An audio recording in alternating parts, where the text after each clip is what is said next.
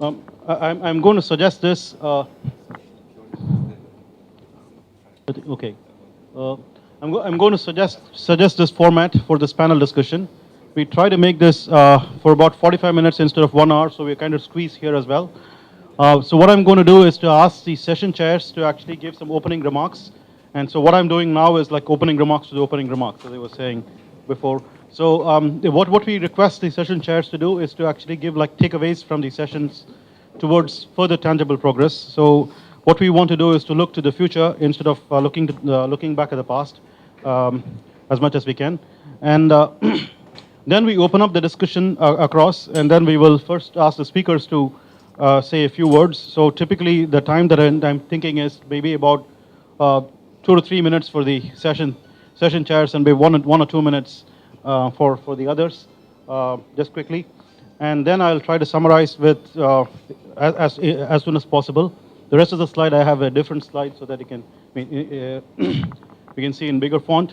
So the points of discussion that we could be thinking about. So each of you could respond to any of these points, if not all. So the focus, as I said, in this particular workshop is Indo-US collaboration. So that's what we should be keeping in mind as a central theme. But what can we do under that? So one of the things that we should probably start doing is joint problem identification or formulation. So you can speak your minds on that.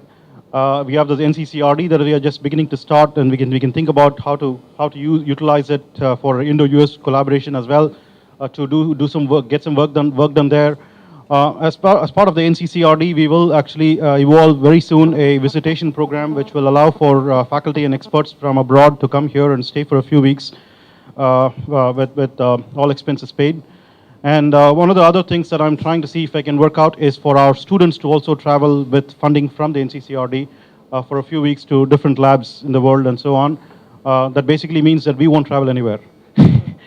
Okay, so we want to get other people rather than go out, and the students should probably have an opportunity to go out as well. So the other thing is we can also look for funding mechanisms for student faculty exchange. So basically we have to start thinking about some kind of exchange opportunities. And the other aspect is what Sujit was mentioning yesterday, is to probably sit and form groups for joint review paper writing, and then that leads to joint proposals writing, some dating and marriage and stuff that he was talking about yesterday. So, and where does the industry figure in all these things? So is it possible for the industry to be plugged in? Okay, if not, pitch in. Okay. So we'll be happy if we are doing some industry-oriented problems while we are doing this collaboration.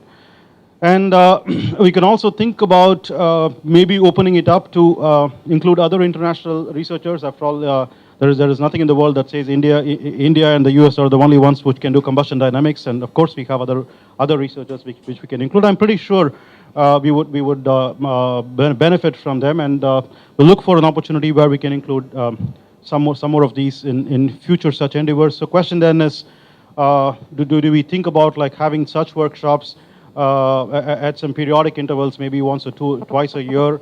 I could probably commit to organizing it one more time, but maybe not forever. But you can also think about like trying to evolve this into something that goes on the sidelines of like the Combustion Symposium or the Turbo Expo, focusing on combustion dynamics and flame stabilization as a theme, because there are other such thematic workshops that happen which are very intense and very fruitful. So we can also try to think of having a community that does this. So with these few words, I would like to first call upon Sundar. We'll just go in the same order in which we had these sessions. Please. Thank you, and I think it was wonderful, the 3 days, 2.5 days that we all spent together. I think there has been a lot of exchange of information, and we probably know who are the guys and the ladies that we need to approach and contact. So which is good. And I would also think that maybe a lot of you would have benefited from an industry perspective of what Bruno talked about, what Preetham talked about, in terms of the kind of work and the overview that I just gave about what we are looking at. And definitely the workshop is targeting the right problems that the industry is facing. And I did see from a cross-section of presentations that I had the opportunity to listen into, that there are folks who are working on fundamental aspects, folks who are working to improve models, folks who are working to look at experimental methods.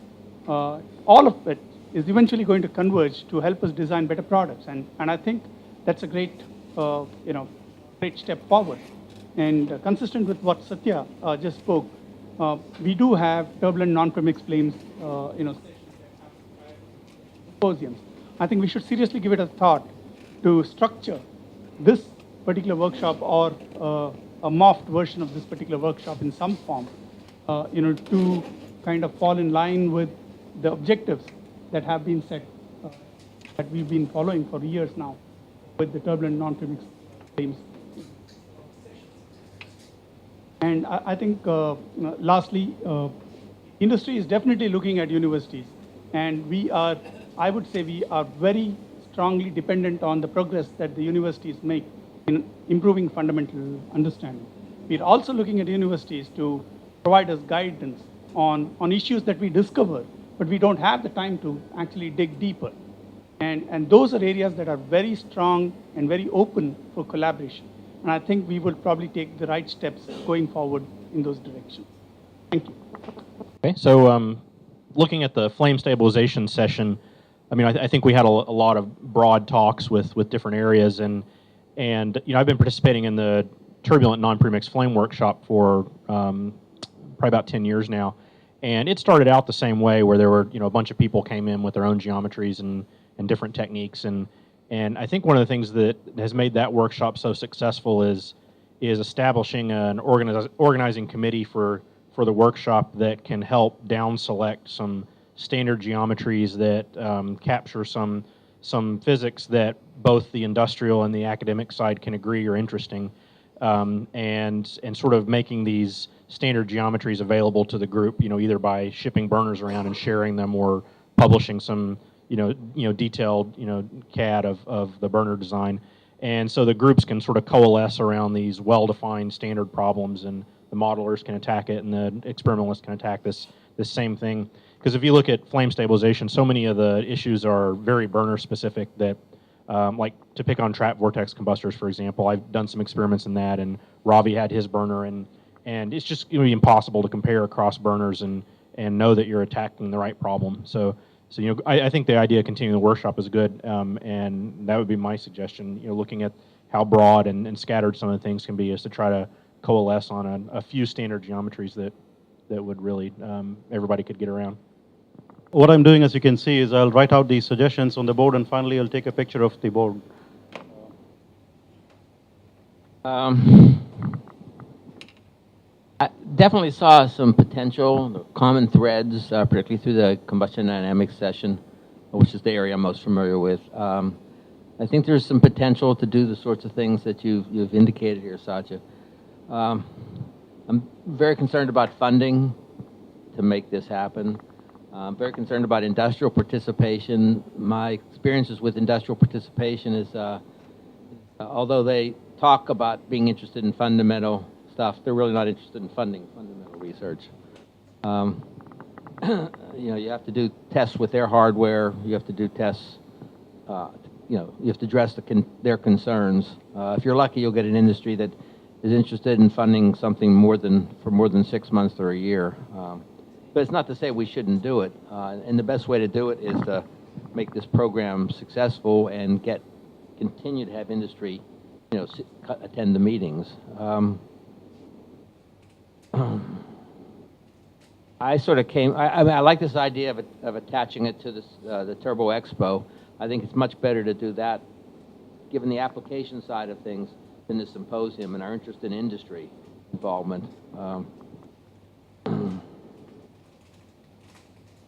It's going to take quite a commitment on part of the participants, because certainly initially there'll be no funding to speak of, maybe the travel funding, which helps a lot, but I think we do need to coordinate the work we're doing.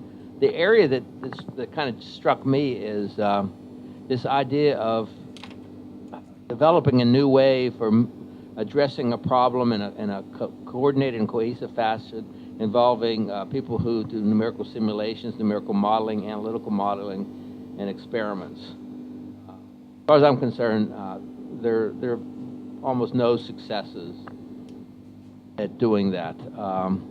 And the few that are probably are within industry. And their definition of success might be a little different than ours. But I think that'd be really nice. I know Mitch Smook brought up a new approach, which turns out wasn't a new approach. Fred Bracco wrote a thesis on it in the 1960s. He called it the indirect approach, but it's a different way to approach how to combine experiments and calculate, theory. So I think that would be really exciting. I could get excited about that because I've worked a lot with modelers and always been frustrated by. We have this start with these grand goals of, thinking we'll accomplish more if we collaborate, and where in fact everyone just goes back to their own labs and offices and continues to do what they had been doing before, and then we meet periodically and try to. Unless you sit down day one and spend a long time designing the whole project, and what that means is that what the plan is for the experimentalists, all the theoretical modelers, people have to agree that that's the right thing to do, and the same thing with the numerical work in the modeling. All the experimentalists have to agree that that's the right thing, because if you don't do that, everyone you take advantage of the synergy.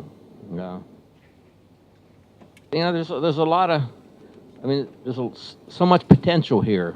I hope we can pull it off, something off. In order for people to stay involved, they have to get something out of it. Certainly, the opportunity to come to India and do that is kind of cool, but I think in terms of our professional careers, we all have to get something out of this. And I think that was something we'd have to discuss. Make sure we are getting something about it. It'd be interesting to see how the French and German respond. I kind of think that they're. You think we should launch the group? Hello, I really enjoyed being here at the workshop, although it is held at my home. From technically, I think what I understood is that the role of hydrodynamic instability is coming into focus, and probably a lot more work has to be done to understand this three-way coupling. When I was in grad school, there was no three blocks in the diagram. There was combustion and acoustics. Now that has enlarged to three blocks, as Professor Sandvika had in his slides. Okay, right, exactly. So right now the third block is what we should chase. And I was also interested in seeing how the industry was taking the theoretical concepts like non-normality and stochastic dynamics and applying it into their models. Now about the future, I had quite a bit of experience participating in the European networks, the AIM network, Advanced Instability Methods, which was run by Cambridge and funding from EPSRC, and with us in IIT Madras and JNC at Bangalore. Also with the Marie Curie networks and the IAS in Munich. And so they don't seem to worry too much about specific outcomes immediately, but somehow we find money to travel from whatever limited funds we have. But in the long term, a lot of things happen. So I think if we can get this meeting going somehow periodically, then eventually maybe the next step can be, next time we come for a meeting, we could come doing some homework and write proposals. Everybody sit down together or in small groups and finish up writing proposals. This kind of happened in our AIM meetings many times, 3-4 people together, or once we were all in a hotel and writing a proposal, or with, I think Santosh did good business. Last time he came, he had a lot of papers out of the meeting. So I think we could, in the next round, not just have this workshop, but like in the AIM meetings, we had talks for 2.5 days, and rest was bilateral or trilateral, small table meetings. Then we could graduate to something like a summer school for 6 weeks or something, where you and your student or we could come to US, or you could come here, and then something similar to Stanford, what's it called, CTR summer school, or some such possibility. I don't know if Nccrd has this kind of thing. Yeah, so you could, right. Your mandate you can slightly tweak or enlarge, and so. Winter school, yeah, exactly, yeah. And the other thing is, from a thermoacoustic point of view, it would be, I mean, in fluid mechanics, you have experiments like quiet flow and poisson flow, where everybody agrees on, and the eigenvalues are calculated and experiments are done, and everybody has calculated the same thing.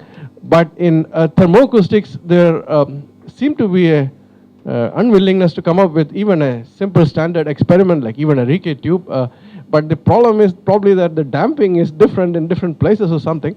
So I don't know if there is, maybe in one of the schools or next meetings, we could think of in the world, perhaps. I don't know where constructed, how the nuts are. So some of the, we should come up with standards how to measure damping and how to ensure repeatability, and then try to come up with no matter how ridiculously simple it is, or even if it's a complex thing, but which you could, everybody or a few people could agree to do the same experiment, and then there would be more confidence. I mean, yes, the issues are geometry specific, but if we could kind of have the same geometry somehow in many places, then we would have some confidence in what we are predicting and calculating. So I'm hoping that we'll see each other again in another time, maybe here or another part of the world. Thank you. I need to speak next, but I've spoken enough. But maybe I have some questions based on what's been already said. I think we'll try to pursue the standard geometries idea, but maybe we'll have some email discussions if possible in the coming days, weeks, months. Hopefully not years. I think we have to get industry buy-in along the whole way. This isn't a fundamental flame study. This is a practical problem we're trying to solve.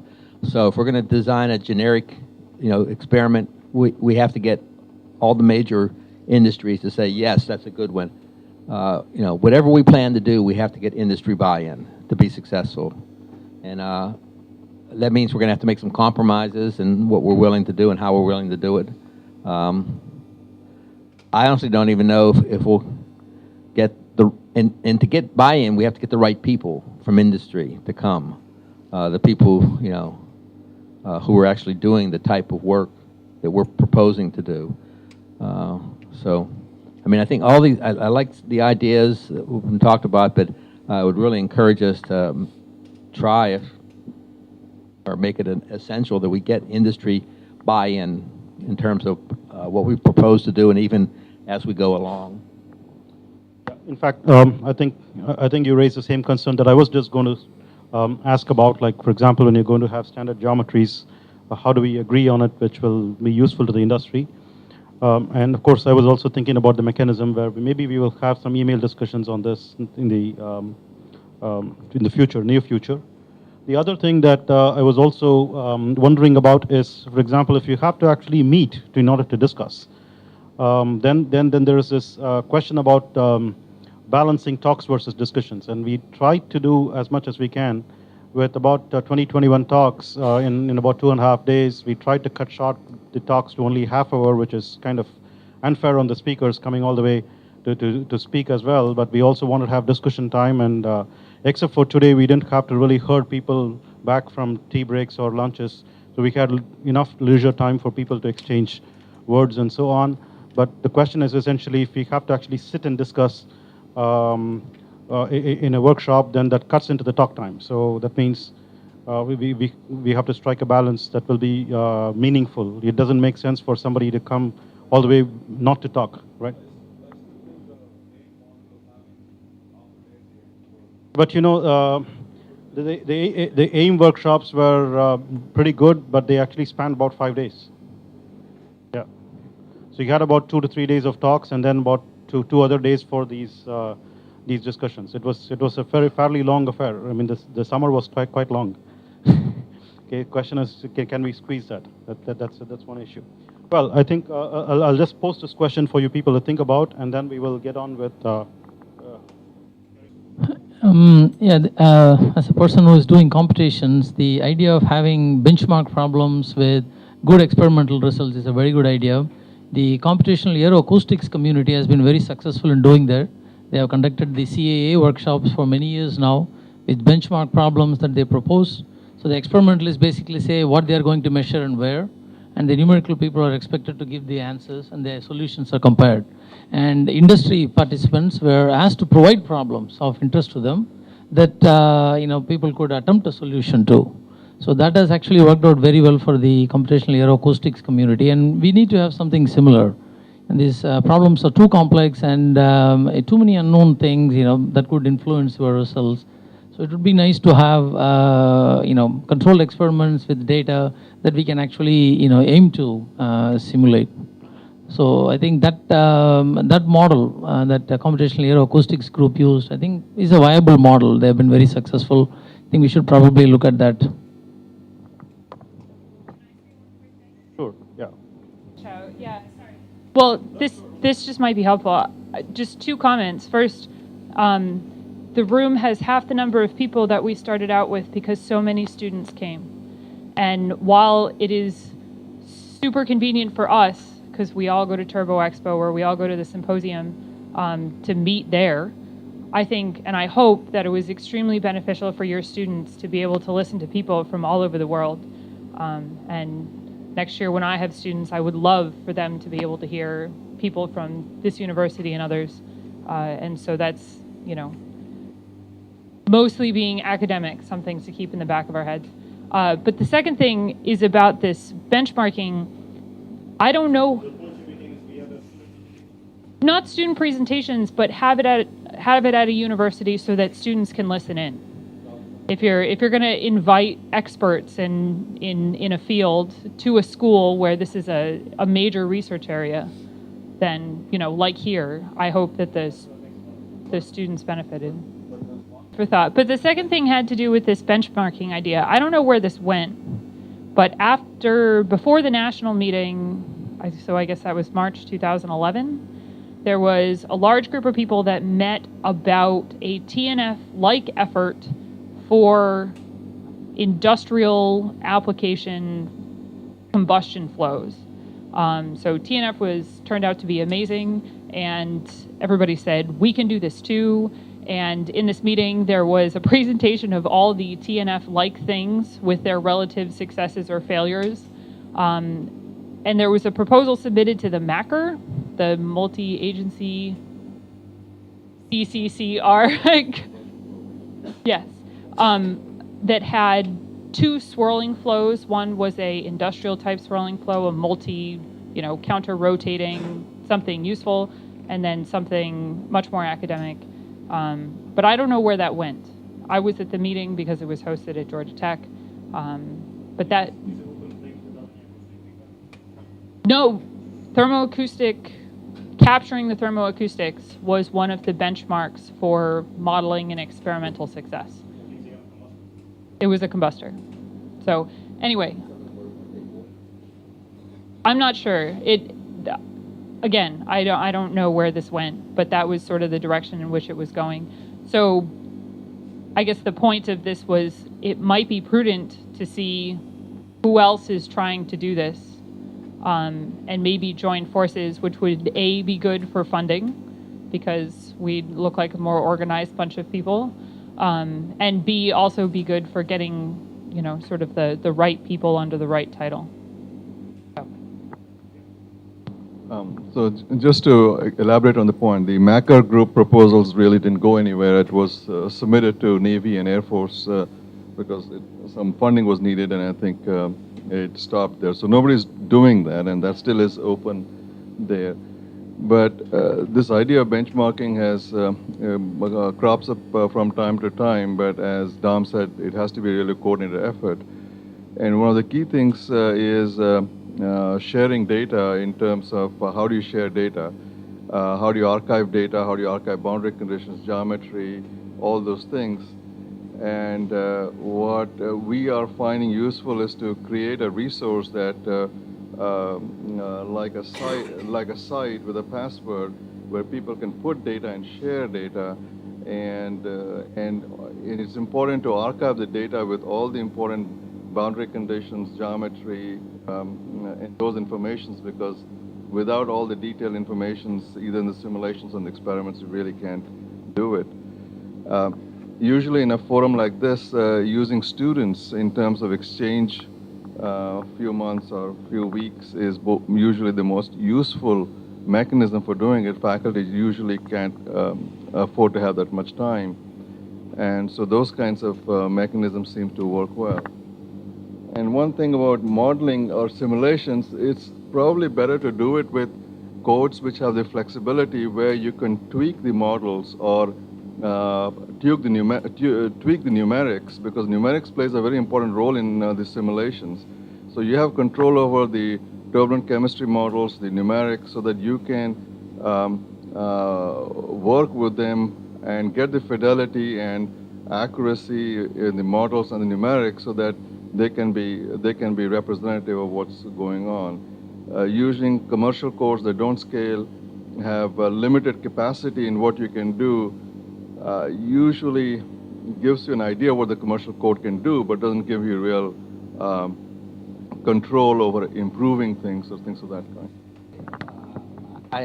I know what you're saying, but I also know that all the gas turbine manufacturers have kind of given up on LES as being a practical tool for design, and they've all switched to using CAN codes because they've advanced so far in their capabilities that they're convinced that they're worth pursuing. I like to add one simple thing too, that I think this is a great idea, and you can do a lot with these sort of things. But at the same time, that I completely agree with Dom and Sumanta in some way that practically this is very difficult to do because of the funding limitation. That pulling things out like this requires a massive amount of funding, especially for those of us in the U.S., because it's not so easy to support this type of research. So to maintain this sort of things and not lose the momentum of good things that you built, I think we should really go after the low-hanging fruits first. So there are a lot of things that we can immediately do, like something that Sujit brought up, trying to publish it in a maybe same type of journal that we all kind of support this effort. That way we can have a same venue. And there's a lot of a one-on-one type of a coordination that we can do, that we can maybe have some of the collaboration done without really having funding involved. If you have a certain problem that you're looking for, and we have this data, that we can share those and get those things started. And that this will build up momentum so that we can continue on with this activity.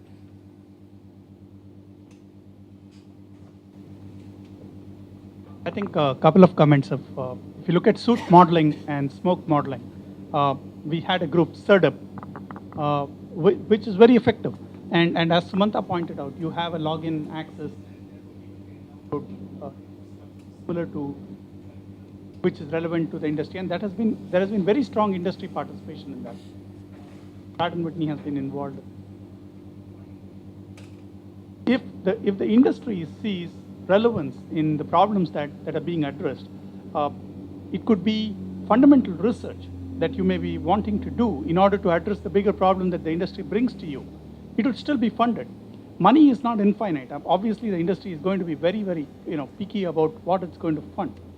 But then so long as the priorities get aligned, I think that should not be an issue for us. I've been involved in a lot of projects that have been co-funded by Alstom and party government funding, and a lot of bilateral funding, so that we directly funded universities.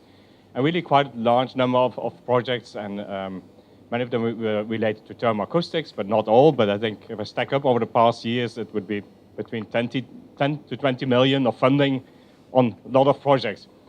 And so that's a large amount of money. And some of them, they involve large hardware, large testing, that the money gets quickly burned.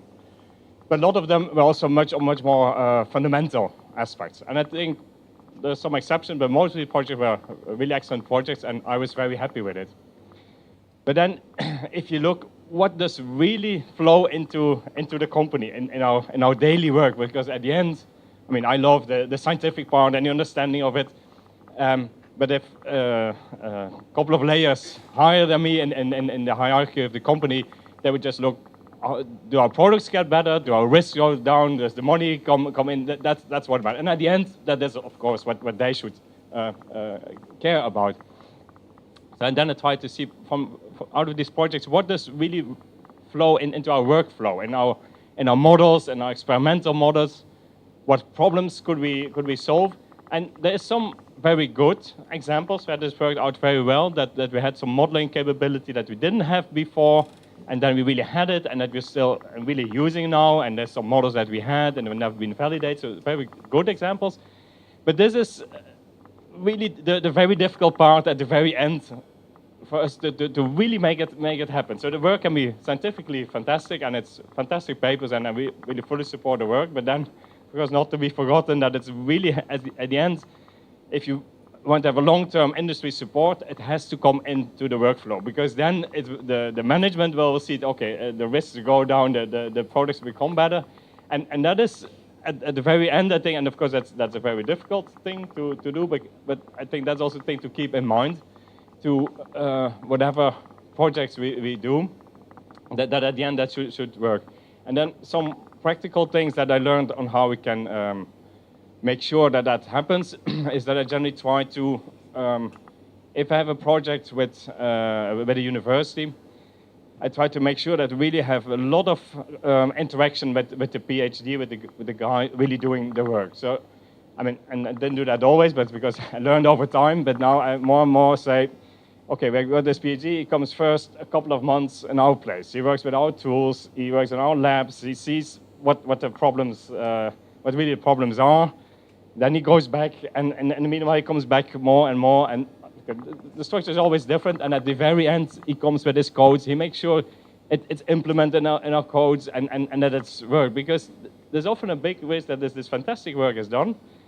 At the end, the last year of his PhD, he writes his PhD. We got the book, we got his booklet sent by mail, and there it is, and someone will maybe flip through it, and this is really what should be avoided, because scientifically it's a good work, but at the long term it's difficult to convince management about that. We generally support internships, and I think Sujit also mentioned this Marie Curie structure that we have in Europe, which really explicitly promotes mobility of young researchers, practically PhDs, postdocs. Then I'm not very sure. The aim of this Marie Curie project is that there's a lot of mobility, and that they go from one university to the other, and they can do one company, and we also once funded that, and then you have a PhD that is fully funded by this project, and it's in our labs. And I think these setups are good, because then you can really explicitly make sure that the work enters into the industry, and in the long term, the managers will see that, and they will keep on supporting that. And then a second thing on geometries, and I think in Dom's talk was also important, what he said about validation, and it sounded a bit negative. A lot of validation data is produced, and they're not really used. And it's true, that's also a thing that I've often seen. First, I heard a complaint from people doing CFD, so yeah, we don't have real validation data.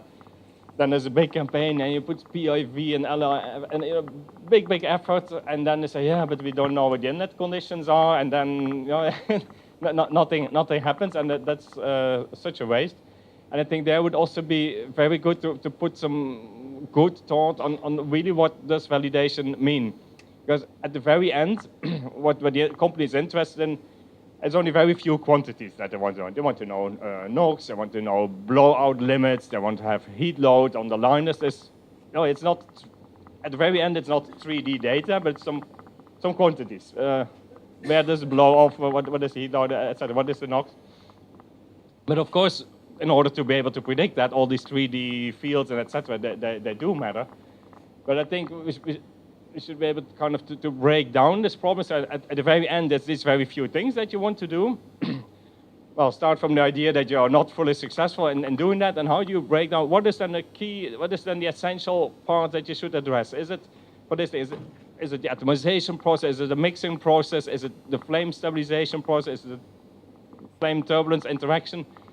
So for these difficult final quantities, like NOx and Iitmrp, try to pin down what is the most essential quantity, and then try for these problems, try to have more generic experiments, because it doesn't make sense to do all these full-scale experiments with all the fields, but we try to boil it down. For example, the numerical code should really be able to do whatever the atomization and interaction with acoustics and atomization, I don't know, to mention something, and then construct a specific experiment for that you can really measure very well, and then do the CFD for that, and then you validate that part. And so there would be a lot of other examples to cook that down, and then I think it would also be very welcome if you indeed have at different groups, different test rigs that are identical, but that can address several of these things, so that at the end you can put everything together and see that this final quantity you can get out. Next meeting to actually show up with configurations, or have like a 1 or 2 day workshop where we have, say, Dom presents everything that he can do with his rig. Jackie tells us what she can do with the rig she's going to build, and say Mike could do the same, and then you guys come and tell us, okay, give us ideas as to what rig would be would make sense for us to build and compute, etc. Could that be the theme of the next if the next meeting one day? Some way or the other, every other presentation had a component of GE. There was some hardware that people were using to look at flow field and make presentations based on that. So industry is already doing that. We are providing you the hardware. We are telling you what we want to see. What I mean is, if you want to go towards this standard geometries that are technically relevant, if you want to arrive at that, not necessarily because, I mean, the geometries, the bunch of geometries that are already standard, and people are looking at swirl stabilized burners, people are looking at jet flames and so on. So fundamental geometries are already available for people to go look for. I mean, have to be new geometries. I mean, if this existing thing, of course, what has been done in the past, the more you use of that. And but we are still doing them. We are still doing those geometries. We still. yeah, sure. So I agree with you. I agree with you. You're a good session manager. So trying to simulate a complex process like a evaporating spray, and then trying to resolve the flame sheet, and then trying to model the turbulence chemistry interaction is, I think, a lifelong activity, and it's not something that is easily done. I mean, people have been trying to do that. So, which is why I was not in favor of using commercial codes, because they're always certainly they do a good job in predicting, but they're certainly not advancing models. They're using advances that have been done in academia, like PDF-based models and other models like Steve Pope's models has transitioned to Fluent and things of that kind. So I think focusing on developing models or submodels and designing experiments that will help give the data to advance the submodels is where maybe there can be some impact. I have a completely different theme here. Again, from my experience with AIM, one thing we understood from graduate students, and going by my experience as a graduate student, when you come in and you are on a new topic and everything looks different and there were hundreds of papers to read. So what we did is we tried to make a website with tutorials. And it's not like we all had, the AIM meetings were at different places and everybody didn't attend each meeting. But all the talks or some are even not related to this group itself, but if I made a talk somewhere, then I put it in the website. And we also had tutorial problems, worked examples about academic things and industry things. And it seems like industry has also seen this video because Cambridge got big money from Rolls-Royce afterwards. So also this helped the students in terms of directly contacting the speaker, and many times things collaborations took place directly with the students, and professor came into the picture later. So we always complain that professors don't have time, but if such a framework is there with tutorials and videos and so on, to give a structure to what you have to learn in combustion dynamics, we can organize it into two sessions. blow-off dynamics and onset of thermoacoustics or whatever. So we had some kind of organization like that. And then initially it was only the outline and it got filled by different people slowly. So I think NCCRD could probably take some leadership. Yeah, yeah. And just yeah, I mean, everybody, I mean, you give a talk somewhere and then give the link to the video and then something. Bruno, it's been my experience with industry is there has to be a clear argument that can be articulated as to why this research is going to help the company. Because you're working with a project manager, he reports to or she reports to someone above them who reports to someone above them and the question that trickles down is, how does this help me? And if you don't help the person you're working with together come up with a justification for that, your project will get funded 1 year and it'll be done. So that's become a real critical part of how I do research with industry. And I think any idea that this group puts forward, if it hopes to have a strong industrial component, that idea should not go forward unless that can be articulated. How is this going to, what are the steps that will allow this research to impact industry? And that's something academics don't do very often. It's really hard to do. And you can't do it by yourself. You need to work with someone who has industrial experience with the companies. But I think that would ensure success of this of the activities if we want to have a strong industrial component. I agree with that, and there's also the thing that I said that I like a lot, that that the PhDs, the people really doing the work, that from the beginning they spend time in the company really as with an internship to really see what the problems are, and always also towards the end of their PhD to implement their codes or maybe to do tests. And that really works out for both sides. It's very good because I have some very positive examples that people did some very advanced simulations, some LES simulation with a lot of post-processing and things that was really state of the art. And then they had the opportunity to come to us, and if they come to us to do that, they work for a project, a development project that really has some burning issues. And normally these issues are so burning, we will never have time to do these fancy things. Even if we know it's possible, it takes time to get it up and running. But of course, the PhD who developed that during his PhD, he is 100% engineer, and he works and works to get this thing. And if that then works, and he can make the development project happy, of course, that is for him a big success. And for this project also a big success, and then you get continuation. You get people are very happy with that, and they see that it changes things. But at the end, it's that it should change things, and in such a way it works. So that's what I would really highly recommend, to have such a structure of at the beginning and towards the end and in between, very strong. Not an interaction, but really having a PhD physically placed there for a certain amount of time. Yeah.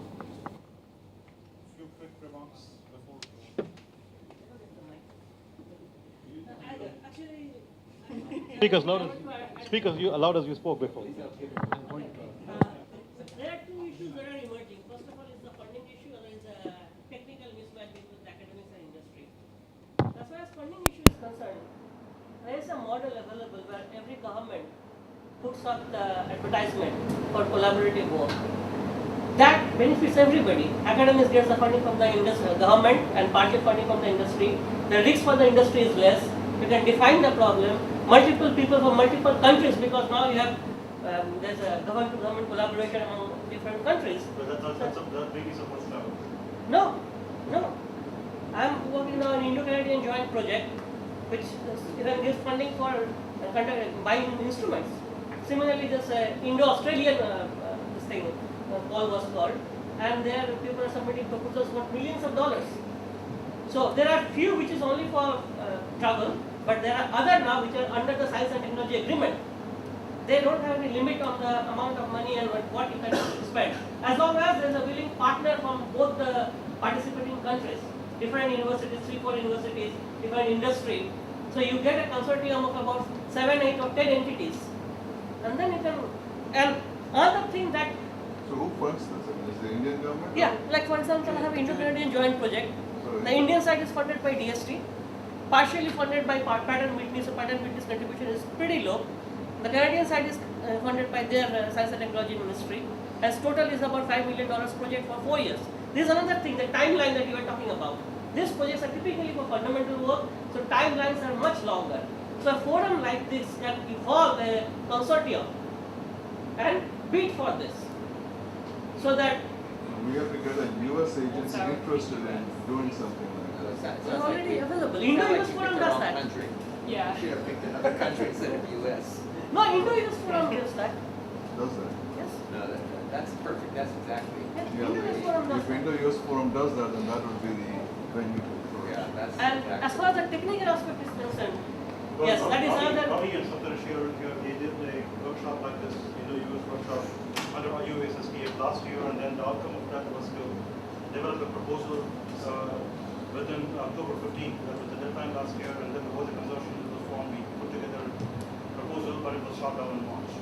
So Yeah, but you know, it is. academics are not, unfamiliar with their proposals getting shot down. But the point is that the opportunity exists. Yeah, but it is competitive, and if the industry, the problem that academics face, that in this consortium, if we don't have enough industry participation and industry willingness, you have to show the government that industry is willing to participate and at least some in-kind contribution is coming. Otherwise, it will be short term. As far as the technical issue is concerned, I totally agree with what Nuno was pointing out. Like, I got a combustor from pattern which is very complex. We are not allowed to drill holes there to take optical measurements. And then finally through this, and the operating conditions are way beyond what we are doing, all atmospheric, the 20 bar pressure and all, temperature is very high. And out of that, what we measure essentially is emissions. So it is not very interesting to the academics. So now we have to find a balance between the two. So there has to be, out of the total consortium, one or two may be looking at the actual practical hardware. But the fundamental work, if it is part of the consortium, can be broken into pieces, and fundamental things can also be looked at. For example, the can combustor can be broken into pieces. One is talking about the stability, thrill, other is talking about dilution. So various aspects can be brought in together in the same proposal, then they can be clubbed together to take the final product, which will be helpful for the industry as well as for the academics. So that requires a lot of dialogue. Oh yes. Subsequent. Oh yes, it took 3 to 4 years to finalize the proposal and get the MOUs. There's another thing, the MOUs, because they have IPR agreement and everything. Because if multiple industries participating, unless like European companies, I think are much more open to that. Alstom and Rolls-Royce and Siemens will talk. But if GE and Pratt Whitney are put together, there is a published earlier in the literature and data which is available with us, I feel we can further analyze this with the respective group and through this forum, so that it can be for the more meaningful outcome of these research data. So as far as myself concerned, I like to participate in this exchange of information and identify with the identified group. I'd like to further analyze these data pertaining to soil companies. Just through the forum, I like to. Yeah, I just wanted to make two comments on the funding and industrial cooperation in the framework of how that evolved at TNF, because I think that's been successful, so it's a good model to look at. When they first started meeting, the industrial. Oh yeah. I'm not on the board, but I've been participating in the meetings for yeah. So when they first started holding the workshops, industry would come, sort of like in this workshop, and there was a discussion about which geometries and which problems they wanted to attack, and there was a huge push from industry to do high pressure spray, swirl, combustion and attack everything, and the diagnosticians and the modelers basically said, we just can't do that, and ended up settling on methane and hydrogen jet flames as a target to look at turbulence chemistry interactions. And industry really lost interest and if you go to TNF now, there really isn't any industry representation. Nevertheless, the measurements that were done in these flames, were successful in getting the data needed to build submodels for local extinction, and that became the PDF submodels that are in Fluent, and industry's using those. So, so there is this tie back. So I don't think every problem has to have a direct, we're going to go from this problem to an industry tool at the end of 3 years. Some problems might require that they be broken down into more fundamental step, and it might be longer. It's great if you see that light at the end of the tunnel for a project, but even if you don't, I think it's valuable to have industry just identify what the problems are. And in that case, it was turbulence chemistry interactions, and then the group found a fundamental way to attack it. On the funding side, one thing I noticed through these interactions is the timescale for U.S. Academics to get funding doesn't couple well with yearly turnover of these kinds of workshops. So if we said today we're going to attack this particular swirl combustor, it's going to be our standard geometry, and I go home and write a proposal to Samanta here, and he turns it down the first time, and I write it again the next year. It could be 3 years before I've got the student in the lab ready to work on it. So that time frame is tough. So if you look at TNF, most of the real burden has been carried by the groups that are much more nimble, like Sandia and some of the Europeans that have baseline funding. And so for the American academics, we tend to sneak things into other grants. That's basically how the TNF work has gotten done, is just a sub-project snuck onto NSF or industry funding here and there. So the funding is actually a real issue on the U.S. side, I think. So now we have a situation where, in a limited way at least, towards flame dynamics and flame stabilization, we could invest some funding because we have the Nccrd where we are looking to do some such thing. So maybe a dialogue that we can have over email or something like that in the coming months can help us put together something that you can participate in with the kind of funding opportunities that you would. I had a good opportunity to meet the experts from different areas, and I think we should continue this interaction after this workshop. So we should set up some kind of network of people so that we can continue the discussions on a continuous basis rather than every 1 year or something. Let's just wrap up this workshop. I'm going to take a picture of this and post it to all of you. We will share email addresses, and we will try to have this network. We will try to keep the momentum as much as we can. I think we will attack the low-hanging fruits that we were talking about first, and then we will also look forward to a couple of major big things that we were talking about. Is the benchmark experiments or the standard apparatus on the one side, and getting consortium kind of level proposals successfully submitted. So these things we will do over a longer period of time, but we can see what we can do in the near future. I should really thank each one of you personally for being here. It's been a great pleasure to have all of you. I'm pretty sure you will have complaints about this workshop, particularly the light going off every once in a while. It was pretty irritating to me. And in fact, I'm going to complain to myself about this. Like the first email that I'm going to send is, so what I suggest is, if you have any feedback on how to do this better in the future, if at all I get to do it in the first place, please send me emails. Don't hesitate, even if you think it's a bad comment. Don't worry at all about that. Thank you for being here.